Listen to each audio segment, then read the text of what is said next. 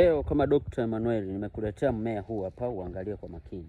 Huu hapa najua mnaujua sana. Hii hapa miti. Hii hapa. Unauona? Uangalie kwa makini, ni msitu. Huu ni mmea mzuri ambao utakuwa na uwezo wa kukusaidia wewe. Wewe ambaye mara nyingi unasumbuliwa na vitu usiku. Mara nyingi vitu vinakutembea mwilini na hujui shida inakuwa ni nini. Chukua haya hapa, sio, unanielewa? Yakaushe yakauke.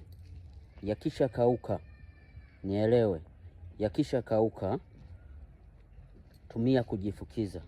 Tumia kufukiza ndani kwako. Tumia kufukiza ndani kwako. Utanishukuru sana. Yale yanayotembea tembea usiku, yale yanayokutisha usiku, vile mwili unavyokutembea tembea, vitu vinatembea tembea mwilini, yote ina uwezo wa kukuondolea kabisa moja kwa moja. Lakini pia sio kufusha tu, unaweza kuyachukua hivi hivi unavyoyaona na mabichi. Hivi hivi unavyoyaona, ukachemsha nyungu yako, ukatumi lakini pia ni nzuri sana.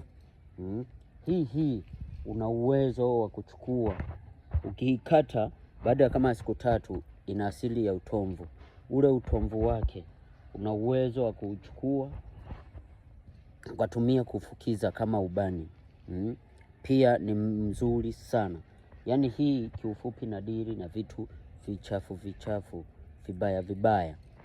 Hakikisha unautumia vizuri sana. Ni dawa nzuri sana, ni tiba nzuri sana. Uhakika wa Dr. Emmanuel, na sijai kufeli hata siku moja. Kama unavyoiona, iangalie kwa makini. Hii hapo. Hakikisha una follow account hii kujifunza zaidi, lakini pia support, kushare video hii, kwa sababu utajifunza vingi kupitia akaunti hii. Utakapoifollow utaweza kuwa unajifunza vitu vingi sana. Hii hapa tiba uhakika.